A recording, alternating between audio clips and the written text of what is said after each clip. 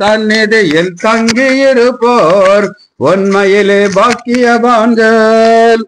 உம்முடைய சந்நிதியில் தங்கியிருப்போர் உண்மையிலே பாக்கியவான்கள். தூய மனதுடனே துதிப்பார்கள், துதித்துக் கொண்டிருப்பார்கள். ஆமென், துதித்துக் கொண்டிருப்பார்கள். ஆறுதலின் தெய்வமே, உம்முடைய திரு சமூகம் எவ்வளவு இன்பமானது. ஆமென், எவ்வளவு இன்பமானது. உம்மிலே பலன் கொள்ளும் மனிதர்கள் எல்லாம் உண்மையிலே பாக்கியவான்கள். உம்மிலே பலன் கொள்ளும் மனிதர்கள் எல்லாம் உண்மையிலே பாக்கியவான்கள். ஓடினாலும் இளைப்படையார், நடந்தாலும் சோர்வடையார். ஆமென், நடந்தாலும் சோர்வடையார். ஆறுதலின் தெய்வமே, உம்முடைய திரு சமூகம் எவ்வளவு இன்பமானது. ஆமென், எவ்வளவு இன்பமானது. கண்ணீரின் பாதையில் நடக்கும் போதெல்லாம் களிப்பான நீரூற்றாய் மாற்றிக் கொள்வார்கள். கண்ணீரின் பாதையில் நடக்கும் போதெல்லாம் களிப்பான நீரூற்றாய் மாற்றிக் கொள்வார்கள். வல்லமை மேலே வல்லமை கொண்டு சியோனை காண்பார்கள். ஆமென், சியோனை காண்பார்கள். ஆறுதலின் தெய்வமே, உம்முடைய திரு சமூகம் எவ்வளவு இன்பமானது. ஆமென், எவ்வளவு இன்பமானது. வேறிடத்தில் 1000 நாள் வாழ்வதை விட உம்மிடத்தில் ஓர் நாள் மேலானது. வேறிடத்தில் 1000 நாள் வாழ்வதை விட உம்மிடத்தில் ஓர் நாள் மேலானது. ஒவ்வொரு நாளும் உமது இல்லத்தின் வாசலில் காத்திருப்பேன்.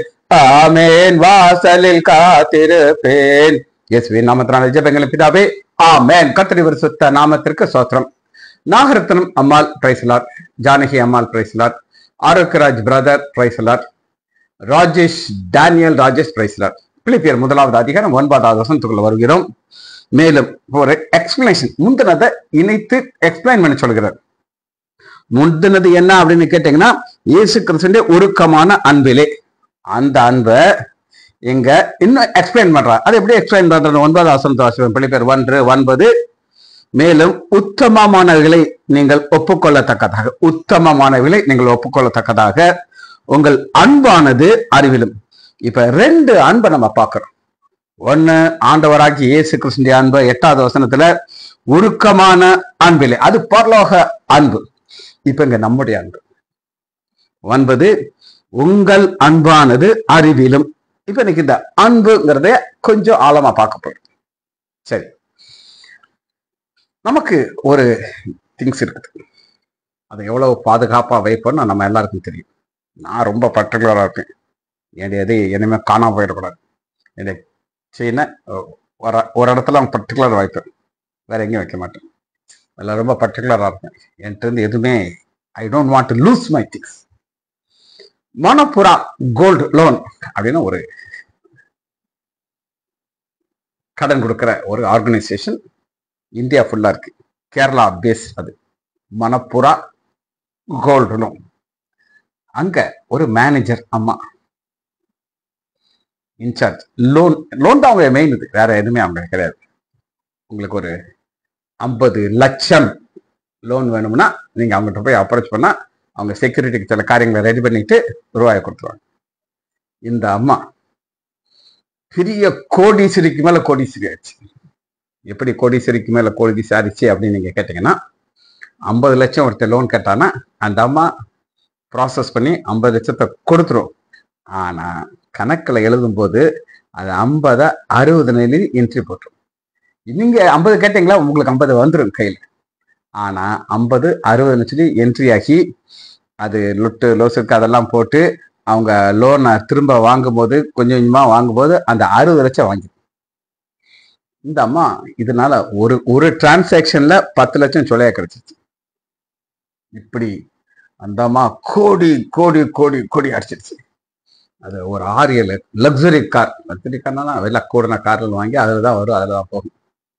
மக்களுக்கு சந்தேகம் வந்துச்சு, இந்த அம்மா இவ்வளவு சம்பளம் வாங்குறாங்க, இந்த மாதிரி 100 மேனேஜர் இருக்காங்க, இது மட்டும் எப்படி அடிச்சிச்சு? அப்ப இது திருடிருச்சு. அதான் திருடிருச்சு.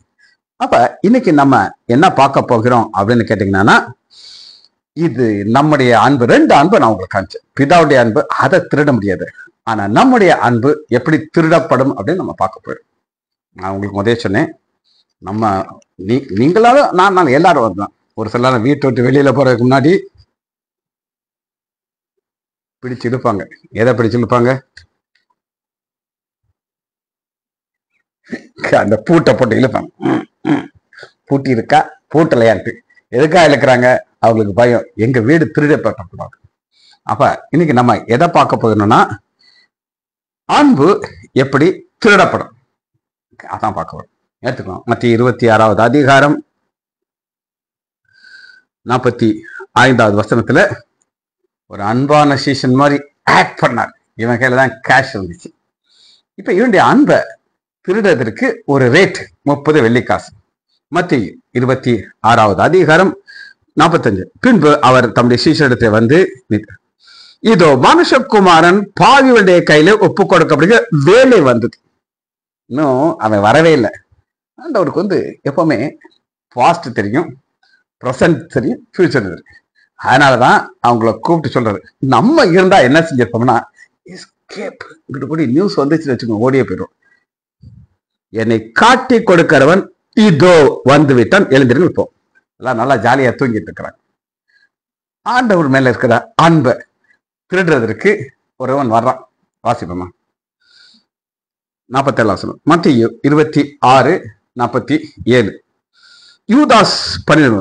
அவன் வந்து திரளான ஜனங்களையும் பட்டயங்களையும் கொண்டு வந்தார்கள். அவனை காட்டிக் கொடுக்கிறவன் நான் எவனை முத்தம் செய்வனோ அவன் தான். இதுல நீங்க புரிந்து கொள்ள வேண்டிய ஒரு ரகசியம் இருக்கு. என்ன நான் சொல்றேன், இங்க நீங்க பாக்குற யூதர்கள் இவர்கள் எல்லாரும் அவங்களுக்கு ஒரு ஹைட் இருக்கும், ஃபேஸ் எல்லாமே ரிசம்பிளன்ஸ் இருக்கும். பிடிக்க வர்றது யாருன்னா கிரேக்கர்கள், யூதர்கள் இல்ல கிரேக்கர்கள். அவங்க ரோம போர் சேவர்கள். இந்த ரோம போர் சேவர்களுக்கு எல்லாம் ஒரே மாதிரி இருக்கும். ஒரு முறை என்ன சம்பவம் நடந்ததுன்னா, அப்ப முந்தி நான் டை கட்டு ரசிக்கப்படுறதுக்கு முன்னாடி கிரவுண்ட் ஃப்ளோர்ல ஒரு ஸ்டாஃப்ட ஒரு பேஷண்ட் கேட்கறான். பார்த்தா நல்லா படிச்ச பையன் மாதிரி இருக்கான். அக்கா அக்கா இங்க 3 டாக்டர் வர்றாங்க, 3 பேர் ஒரே ஹைட்ல இருக்காங்க, 3 பேர் டை கட்டியிருக்காங்க.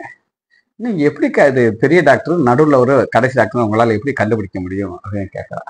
அவன் கேட்கறான், ஏன்னா அவன் புதுசா வந்திருக்கான். நான் உங்கள்கிட்ட கேட்கறேங்க, ஜெயம் ஸ்டாலின் இருக்காங்க, எல்லாருக்குமே எங்களை தெரியும். நாங்க 3 பேர் ஒரே மூஞ்சா வேற மூஞ்சா? டோட்டலா டிஃபரெண்ட். என் முகமும் அண்ணனு கிடையாது. ஆனா அவங்க அந்த டையையும் அதை பார்த்துக்கிட்டு எப்படி நீங்க 3 பேரையும் வித்தியாசப்படுத்தி கண்டுபிடிக்கிறீங்கன்னு கேட்கறேன். அதே பிரச்சனை தான் இந்த ரோம போர் சேவர்களுக்கு. அதனால யூதாஸ்கார் இதுக்கு தெரியும், ஏன்னா அவங்களாம் ஒன்னா தானே இருக்காங்க. ஹைட்டு, ட்ரெஸ்ஸு, அப்படிப்பட்ட ஒரு கேரக்டர் இருக்கும்போது சொல்றான், அவர் எவனை முத்தம் செய்வனோ அவன் தான் என்று அடையாளம் சொல்றான். உடனே வந்து ரவி வாழ்க என்று அவரை முத்தம் செய்தான். இப்ப நம்ம என்ன பார்த்து கொண்டிருக்கிறோம் நான் உங்களுக்கு திரும்ப எக்ஸ்பிளைன் பண்றேன். 2 வசனம் 8-9 பிலிப்பியர் 1. அங்க அன்பை குறித்திருக்கு. 8வது அதிகாரத்துல ஆண்டவராகிய இயேசு கிறிஸ்துவின் அன்பை குறித்திருக்கு. 9வது வசனத்துல நம்முடைய அன்பு. இப்ப அந்த அன்பை திருடி போய்விடும். மணப்புறா கோல்டு லோன் சொன்னேன். அப்ப திருடாம இருக்கிறதுக்கு என்ன செய்யணும்? அதான் ஃபேக்ட்.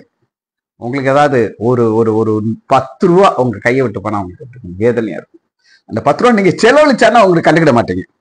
அப்ப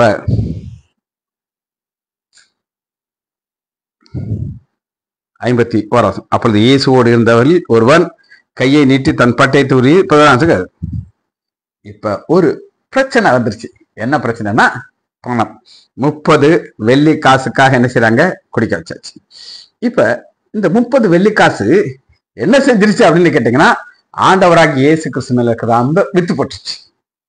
இன்னைக்கு நம்முடைய வாழ்க்கையில இந்த அன்பு, சந்தோஷம், சந்தோஷம் உங்களுக்கு நிலைத்திருக்கணும் அப்படின்னு நினைச்சீங்கன்னா பணம் உங்க வாழ்க்கையில விளையாடக்கூடாது. நம்பர் 1. சரி, இன்னைக்கு உலக மக்களுடைய அன்பு அப்படின்னு ஒண்ணு இருக்கா? இருக்கு. நான் உங்களுக்கு ஒரு சம்பவத்தை சொன்னேன், திரும்ப அந்த சம்பவத்தை சொல்றேன். எனக்கு ரொம்ப க்ளோஸா ஒரு நண்பனை தெரியும். அவங்க ஜென்ரேஷனா எங்களோட கூட இருக்காங்க. அவங்க அப்பா எங்க அப்பா கூட இருந்தாரு, பேஷண்ட் இருந்தாங்க, எல்லாம் இருந்தாங்க.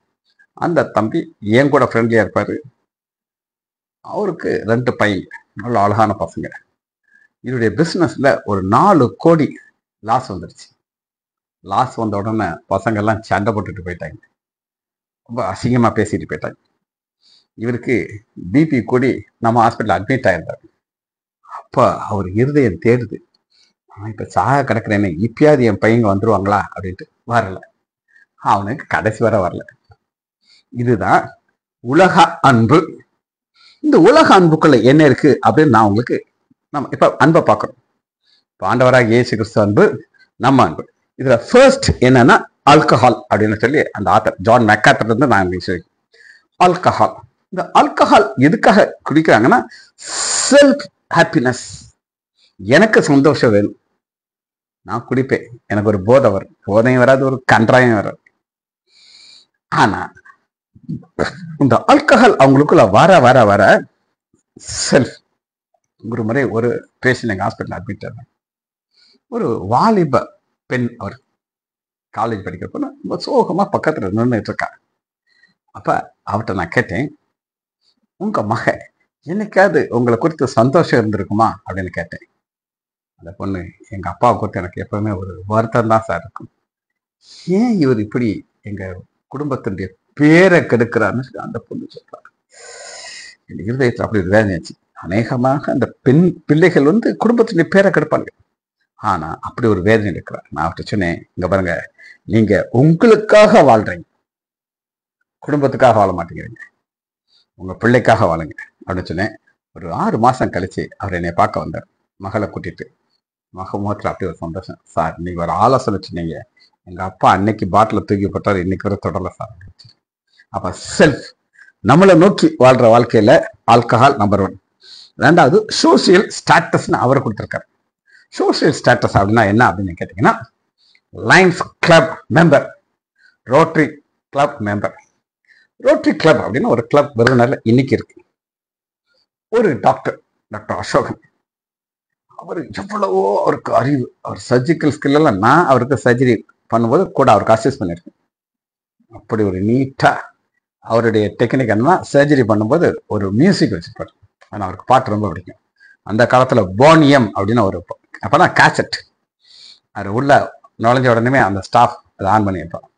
அப்படியே அது லேஸ் அப்படியே அந்த ஹாப்பியா வருவார் அந்த சர்ஜரி பண்ணுவோம். ஏன்னா அவருக்கெல்லாம் ஒரு மேட்ரே கிடையாது, அப்படி ஒரு டாப் சர்ஜன். ஆனா ஸ்டேட்டஸ் ரோட்டரி மெம்பர் ஆனார். ரோட்டரி மெம்பர் ஆனவனா பிராக்டிஸை தூரப்பட்டார். ஒரு நாள் என்கிட்ட சொல்றாரு, என்னை பார்க்க வந்தார். சிஜி ரொம்ப மேல அன்பா இருப்பார், எக்ஸ்ட்ரீம்லி லவ். உனக்கு தெரியுமா, உங்க ஆஸ்பத்திரியில வார்டு எம்டி ஆச்சுன்னா நீ ரொம்ப சோகமாயிருவேன். ஆமா சார், 4 ரூம் காலியாக வருத்தமா இருக்கு சார் எனக்கு. ஆனா எனக்கு ரொம்ப சந்தோஷம். வார்டில் பேஷண்ட்னா ரவுண்ட்ஸ் போக தேவையில்லை. நான் என்ன செய்வேன்னா, என்னுடைய ரோட்டரி ஒர்க்ல ஒரு 10 ஒர்க் பெண்டிங் இருக்கும், அத்தனை பெண்டிங் ஒர்க்கையும் நான் முடிச்சிட்டேன். ஒரு நாள் டாக்டர் அசோகன் ஆஃபீஸில் அனஸ்தெட்டிஸ்ட் மோகன் ஒரு சர்ஜரிக்கு அனஸ்தீசியா கொடுக்க போயிருக்காரு. அப்போ அந்த பொண்ணு சொல்லியிருக்கு, எங்க டாக்டர் இன்னைக்கு சாப்பாடு வாங்கி வச்சிருக்காரு, பார்க்க வரீங்களான்ட்டு. இவர் உள்ள போய் பார்க்குறாரு. உலகத்துல என்னெல்லாம் சாப்பாடு இருக்குமா, நண்டு சொல்ல வரட்டேன்னா டைம் ஓடிடும், எல்லாம் இருக்கு. கோலா உருண்டை மட்டும் இவ்வளவு இருக்கு. சொல்றாரு, ரோட்டரி கவர்னர் டாக்டரை பார்க்க வர்றாரு, அதனால சர்ஜரி முடிஞ்ச உடனேயே இவர் அவசர அவசரமா பண்ணிட்டு நேரம் அங்கே வந்துருவார். இவ்வளவு சாப்பாடும் 2 பேர் சாப்பிடுறது. அப்போ இந்த ரோட்டரின்னு உள்ள வந்த உடனே அவர் பிராக்டிஸை கலந்துருச்சு. இது ஸ்டேட்டஸ் கிளப் மெம்பர். அடுத்து என்ன அப்படின்னு கேட்டீங்கன்னா, ஒரு ஈட்டிங்னா நான் சொன்னேன் பார்த்தீங்களா, அளவுக்கு அதிகமாக சாப்பிடணும். நம்ம எவ்வளோ சாப்பிடணும், நம்ம வயிற்றுக்கு ஃபில்லா இருந்து சாப்பிடணும். ஆனா அநேகருடைய வாழ்க்கையில இந்த சாப்பாடு ஒரு ஸ்டேட்டஸா மாதிரி. அது எப்படி அப்படின்னு நீங்க கேட்டீங்கன்னா, எனக்கு ஒரு சொந்தக்கார பொண்ணு, அமெரிக்கால இருக்கான். அவன் எந்த ஹோட்டலுக்கு போனாலும் ஆர்டர் வந்து சாப்பாடு வந்த உடனே அதை டக்குன்னு போட்டோ எடுப்பான். அடுத்து அதில் ஸ்டேட்டஸ்ல அனுப்புவான். அந்த ஹோட்டல் படத்தை போட்டுருவா, சாப்பாடு உடனே லைக் அப்படி பறக்கும். Toying toying toying toying toying. ஒரே சந்தோஷம், ஹாப்பி. ஏன் ஹாப்பி? நிறைய லைக் வந்துருச்சு. நான் இன்னைக்கு என்ன சாப்பிட போறேங்கிறத போட்டோ எடுத்து போட்டோட லைக் வந்துருச்சு. இதெல்லாம் ஒரு சந்தோஷம். ஆனா அந்த சந்தோஷம் காத்துல அப்படியே போயிடும். இந்த லைக் சிம்பிளுக்காக எத்தனையோ பேர் தங்கள் உயிரை கொடுக்குறாங்க. நான் சொல்றது எல்லாமே நடக்கிறதான் சொன்னேன், கற்பனை கதை இல்லை. சரி, நாலாவதாக ஒண்ணு என்னன்னா, உலகத்தை சுத்தி பார்க்கறது. என்கிட்ட ஒருத்தர் கேட்டார், அப்பா எங்க அண்ணன், என் மக டீனா திவ்யா, சிக்கு இவங்கெல்லாம் ஒரு யூரோப் டூர் போயிட்டு வந்தாங்க. அது யாருன்னா எஸ்எஸ்கே ஓனர் அன்பு அவருக்கு, அவரும் போயிருந்தாரு. நான் வாக்கியம் போகும்போது பார்த்தேன். அது என்கிட்ட கேட்டார், என்ன சார் எங்க எப்ப ஃபாரின் போறீங்க அப்படின்னாரு. நான் அவர்கிட்ட கேட்டேன், ஃபாரின் போனா திரும்ப இங்க தானே அங்க வரணும், நீங்க சொல்றது எனக்கு புரியலன்னாரு. நான் சொன்னேன், இப்ப இங்க இருந்து போறோம், 15 நாள் தான் நம்ம அங்க இருக்கோம், 16 நாள் இங்க வந்துடும்ல, அங்கே இருக்காப்புல தான் நான் போவேன் அப்படின்னு சொன்னேன். என்ன சார் சொல்றீங்க அப்படின்னு சொன்னேன். அன்பு, இங்க பாருங்க, நான் இங்க ரொம்ப சந்தோஷமா இருக்கேன். இந்த சந்தோஷம் அங்க போனா எனக்கு கிடைக்காது. காலையில போய் சீட்ல உட்கார்ந்தா நேற்றெல்லாம் 12:30 மணி நான் ஓபி முடிக்கிறேன். கூட்டம் வந்துகிட்டே இருக்கேன். அவ்வளவு பேஷண்ட் ஆண்டோடைய கிருபையில் அனுப்பிட்டு இருக்காங்க. அவ்வளவு ஸ்டாலின் தெரியும். சண்டே ஈவினிங் நான் ஓபியில் உட்காந்துட்டு இருக்கேன். சண்டே எல்லாம் லீவ் எடுப்பாங்க, காலையில ஒர்க் பண்றேன், சாயங்காலம் ஒர்க் பண்ணுறேன். அது எனக்கு சந்தோஷம் கிடைக்குது. ஆனா இந்த 14 நாள் 15 நாள் டூர் போயிட்டு வந்தா எனக்கு ஒரே கவலையா இருக்கும். ஐயோ, என் பேஷண்ட் எத்தனை பேஷண்ட் என்னை வந்துட்டு இல்லை, அதுக்காண்டி நான் வெளியூர் போக மாட்டேன்னு இல்லை, நான் இன்னைக்கு ஊருக்கு போறேன். ஜஸ்ட் நல்லா கேட்டுக்கோங்க, நம்மளுடைய வாழ்க்கையில ஒரு டூர், ஃபாரின்ல போய் ஊரை சுற்றி பார்த்துக்கிட்டு ஒரு 15 நாள் இருக்கிற ரூபாயெல்லாம் செலவழிச்சுக்கிட்டு வாழ்ந்த உடனே இருக்கிற சந்தோஷமும் உங்களை விட்டு போயிடும். சரி, அடுத்து எதனால சந்தோஷம் போகும் அப்படிங்கிறதுக்கு ஒரு வசனத்தை நான் உங்களுக்கு காட்டப்படும். வசனத்தை மத்தேயு 13வது அதிகாரம் 22வது வசனம், 13:22 வசனம் தாங்க. அதுக்கு அந்த வசனத்தை சாத்தான் பிடிங்கிடுவான். முன்னுள்ள இடங்களிலே விதைக்கப்படுகிறவன் அந்த வசனத்தை கேட்டவுடனும் உலக கவலை ஆயுசுரத்தை மயக்கும் அதனத்தை நெருக்கி போட்டுது. சரி, இன்னைக்கு இந்த வசனம் நம்மளுடைய வாழ்க்கையில அப்படியே வளர்ந்துகிட்டே இருக்கும். இந்த வசனம் வளருனா கலை வளர்ந்து. எனக்குமே மக்கள் வந்து பாத்தீங்கன்னா ஒரு வசனத்தை கேட்கும்போது சாத்தான் அவங்களை தூங்க வச்சிருக்கோம். நான் பார்த்துருக்கேன். ஆலயத்துல பாத்தீங்கன்னா எப்ப மெசேஜ் ஆரம்பிக்குதோ அப்ப ஒரு சில, எல்லாரையும் நான் சொல்ல மாட்டேன், ஒரு சிலருடைய கண்கள் எல்லாம் மூடிடும். பாஸ்டர் என்ன செய்தி சொல்றாங்கன்னே தெரியாது. ஒரு முறை என்னுடைய ஒரு வாத்தியார், பேர் சொல்ல மாட்டேன், இப்ப அவர் சேர்த்து பறந்து போயிட்டார். அவரு சண்டே நான் ரவுண்ட்ஸ் எடுத்துக்கும் வந்தார். டேன்னு தான் கூப்பிட்டார். ஆனா அவருக்கு வந்து என்ன சொல்றது, அந்த ஒரு ரைட்ஸ் உரிமையை காட்டுறதுக்கு டாய் அப்படின்னு கேட்பார். டாய், இன்னைக்கு கோயிலுக்கு வந்தியா அப்படின்னாரு. அப்ப நான் ரசிக்கப்பட்ட பிறகு நான் பையன் கேட்டேன், சார் நீங்களும் வந்தீங்களா சார்? ஆமா வந்தேன்ல, என்ன செய்தி பாஸ்டர் சொன்னாரு நான் கேட்டேன். அவர் பக்கத்துல ஒரு பையன் நிற்கிறான், யாருன்னு எனக்கு தெரியாது. உடனே டென்ஷன் ஆயிட்டாரு. இவ்வளவு நாள் அவர் தான் என்கிட்ட கேள்வி கேட்பாரு வாத்தியாரு, இப்ப நான் அவர்கிட்ட கேள்வி கேட்க அஞ்சா பாத்தியாரு. அந்த காலத்துல வாத்தியாரு அவரு டென்ஷன் ஆயிட்டாரு. என்னமோ சொன்னாரா வந்தாரு பாஸ்ட் அப்படின்னாரு. சரிங்களா, நீங்க என்ன பண்ணிட்டு இருந்தீங்க? அங்கதான் இருந்தேன். நான் உடனே சொன்னேன். அதுக்குள்ள அந்த பையன் சொன்னான், டாக்டர் பாஸ்ட் எனக்கு 3 பாயிண்ட் சொன்னார், 1 2 3. இவருக்கு சாத்தான் அந்த இடத்துல தூங்க வச்சிருவான். தூங்க வச்சு கலைகளை உண்டாக்கிடுவான். அந்த வாசனம் வளராது, அந்த சந்தோஷம் உங்களுக்கு கிடைக்காது, தேவ அன்பு உங்களால் பெற்றுக்கலாம். பாஸ்ட் இருதயத்திலிருந்து என்ன செய்தி சொன்னாலும் அது என்ன செய்யாது, உள்ள போகாது. அப்ப ஒரு காரியம் என்னன்னா, சத்துரு எடுத்துக்கிறோம். அடுத்து சத்துருவை குறித்து அடுத்து இன்னொரு வசனத்தை நம்ம பார்க்க போயிடும். அவன் என்ன செய்வான் அப்படின்னு கேட்டீங்கன்னா, 1 பேதுரு 5வது அதிகாரம் 8வது வசனம். 1 பேதுரு 5:8 அவனுக்கு ரொம்ப பர்டிகுலரா இருக்கும். இங்க தேவ அன்பை நீங்க ருசிச்சவே கூடாது, அதை வளர்ந்துடக்கூடாது. அது எப்படிலாம் அது உங்களை விட்டு எடுக்க முடியுமோ எடுத்து வச்சுக்கோம். 1 பேதுரு 5வது அதிகாரம் 8வது வசனம். தெளிந்த புத்தியுள்ளார்கள் விழித்திருங்கள், ஏனென்றால் உங்கள் எதிராளிகள், உங்கள் யாரு? உங்களுடைய எதிராளி. அவன் யாரும் கிடையாது. ரட்சிக்கப்பட்டு பைபிளை தூக்கிட்டு நீங்க ரொம்ப சந்தோஷமா இருப்பீங்க. சந்தோஷம் பொங்குவது, சந்தோஷம் பொங்குது அப்படின்னு ஒரு பாட்டு பாடிட்டு இருக்கீங்க. அந்த நேரம் என்ன செய்வாங்க அப்படின்னு கேட்டீங்கன்னா, விழுங்கலாம் என்று கட்சிக்கிற சிங்கத்தை போல வகையை தெய்வி சுற்றுத்திறான். யார அவன் விழுங்குவான் அப்படின்னு கேட்டீங்கன்னா, முந்தின வசனத்துல இருக்கு, அவர் உங்களை விசாரிக்கிறார் அப்படின்னாலே உங்கள் கவலைகள் எல்லாம் அவர் மேலே வைத்து விடுங்கள். அவன் கவலையை அள்ளி அள்ளி போடுவான். வச்சுக்கோ, இந்த கவலையை இதுல கவலைப்படும், அதுல கவலைப்பட்டுட்டே நம்மளும் கண்டதுக்கெல்லாம் கவலைப்பட்டுக்கிட்டே இருப்போம். இந்த வாழ்க்கையில ஆண்டவர் என்னை ஒரு வழி நடத்துகிறார். 24 வருஷம் ஆயிடுச்சு நான் ரட்சிக்கப்பட்டு. மாற்றும் உதவன் எபனேசர் என்னைய நடத்துவார். என் மக வீட்டுல நான் கொஞ்ச நாளைக்கு முன்னாடி போயிருந்தேன். அவங்க அண்ணனுக்கும் தம்பிக்கும் சொத்தை பிரிக்கிறாங்க. என்னைய கூப்பிட்டுருந்தாங்க, நீங்க போயிருந்தேன். அன்னைக்கு ராஜேஷ் எல்லாம் நான் ஜெபம் பண்ண சொன்னேன். ராஜேஷ் ஒரு டீமா உட்காந்து ஜெபம் பண்ணிட்டு இருந்தாங்க. ஆண்டவர் பெரிய அற்புதத்தை கொடுத்தார். என் மாப்பிள்ளை எதை எதிர்பார்த்தாரு அதை விட அதிகமான ப்ராஃபிட்டை என் மாப்பிள்ளை கிடைச்சிச்சு. காரணம் என்ன அப்படின்னு கேட்டீங்கன்னா, நாங்க கவலையே படுறது கிடையாது. ஆண்டவர் வழி நடத்துவார். நான் கேட்பேன், பிள்ளைகள் நீங்களாம் ஜெபம் பண்ணுங்க.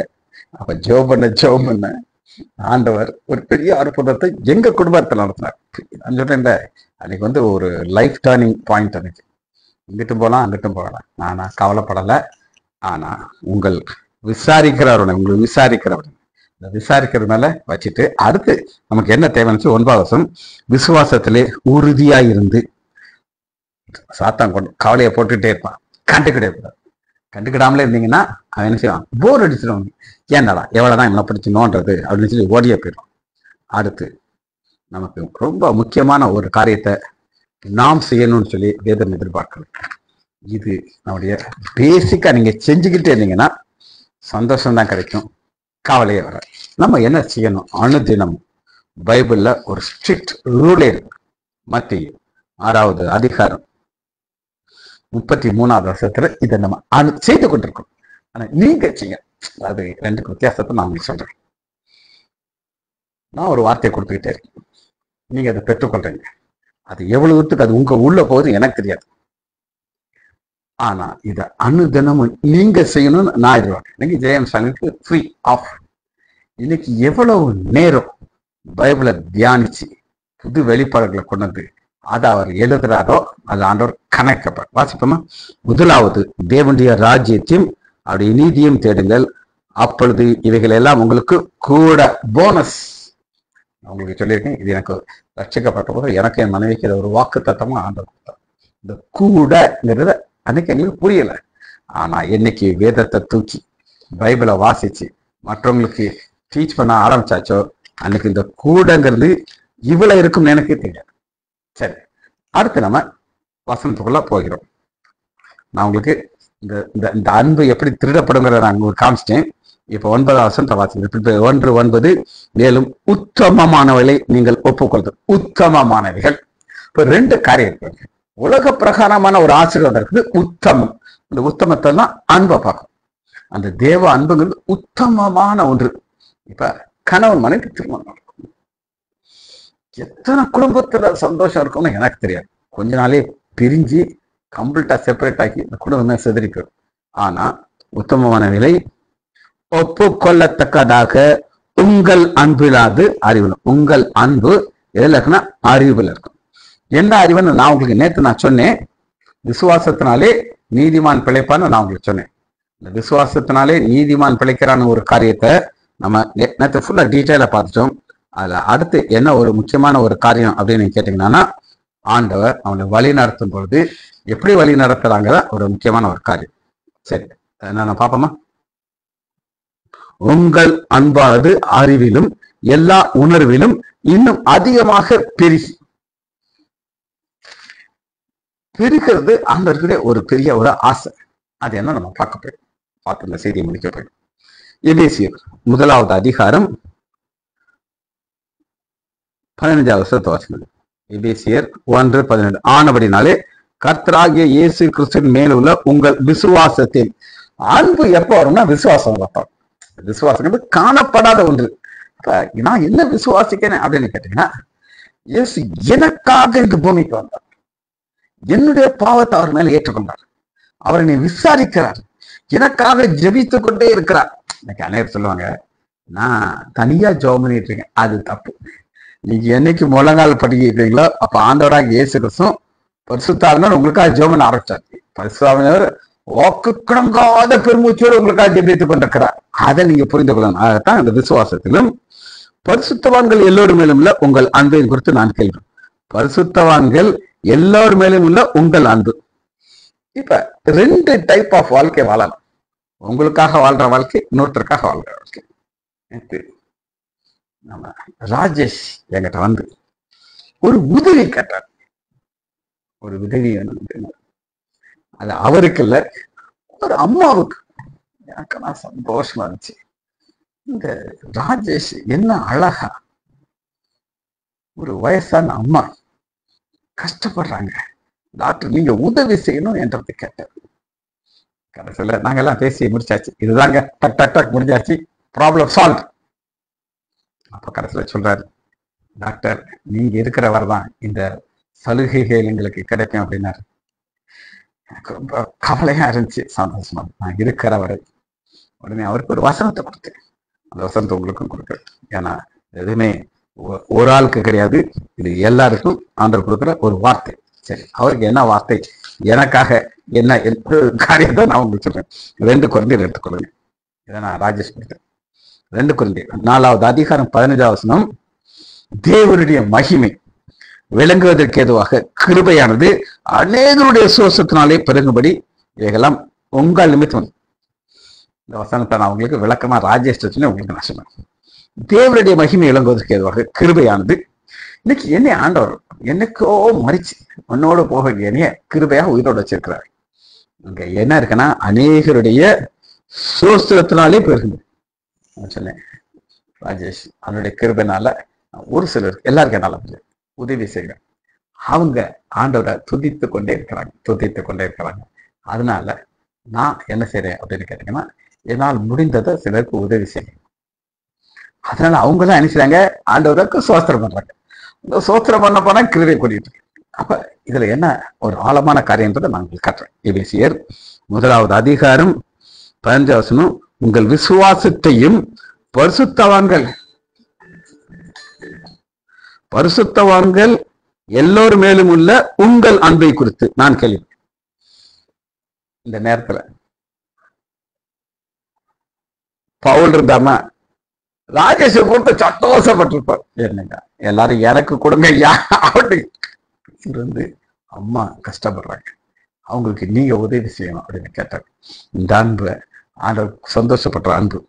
நம்முடைய கர்த்தராகிய இயேசு கிறிஸ்துவின் தேவனும் மகிமையின் பிதாவானவர் தம்மை நீங்கள் அறிந்து கொள்ள ஞானத்தை. அந்த ஞானங்கிறது என்ன அப்படின்னு கேட்டீங்கன்னா, இது ஒரு நம்மெல்லாம் ஒரு சாதாரண ஒரு பாவிகள். நமக்கு கிருதியை கொடுக்கிறார், ஒரு தகுதியை கொடுக்கிறார், ஒரு இடத்துல உட்கார வச்சுட்டு சம்பாதிக்க வச்சிடறாரு. அடுத்து என்ன செய்யறாரு, பாக்குறாரு யார் உங்ககிட்ட வந்துடுறாங்க, நீ எப்படி உதவி செய்யற. அந்த அன்பை நம்மளால பார்க்க முடியுது. எல்லாத்துக்கும் காரணம் ஒன்னே ஒண்ணுதான், பிதாவுடைய அறிவு, ஞானத்தையும் தெளிவே அறிகிற அறிவையும் உங்களுக்கு தந்துள்ள நமக்கு ஆண்டவர் கொடுக்கும். என்ன கொடுக்கணும் அப்படின்னு கேட்டீங்கன்னா, ஒரு பெரிய ஒரு வெளிப்பாடு கிடைக்கும். அது என்ன வெளிப்பாடுனா, அன்பின் வெளிப்பாடு. இந்த வசனத்தை வாசிச்சு இந்த செய்தியை முடிக்க போயிடும். பிலிப்பியர் 1:9. மேலும் உத்தமமானவரை நீங்கள் ஒப்பது. உத்தமமானது இந்த கிளப் லொட்டு லோசுக்கெல்லாம் கிடையாது. உத்தமமானவர்கள் அது பிதாட்டிருந்து வருகிற அன்பு. உங்கள் அன்பானது அறிவிலும் எல்லாம் இன்னும் அதிகமா பெருகும். ஜெபிச்சு படிப்போமா. மகா இரக்கமும் கிருபையும் உள்ள பிதாவே, துதிக்கிறோம் ஐயா. சத்ரு எங்களிடத்திலிருந்து அன்பு சந்தோஷத்தை எப்படி திருடுவான் என்று முழுமையாக நினைத்து வசனத்துக்குள்ளே வாழ கிருபை பாராட்டுங்க ஐயா. பிள்ளைகள் ஒவ்வொரு வரையும் என் ஆண்டவராகிய இயேசு கிறிஸ்துவின் நாமத்தினாலே ஆசீர்வதிக்கிறேன். இயேசுவின் நாமத்தினாலே ஜெபங்களின் பிதாவே, ஆமேன் ஆமேன்.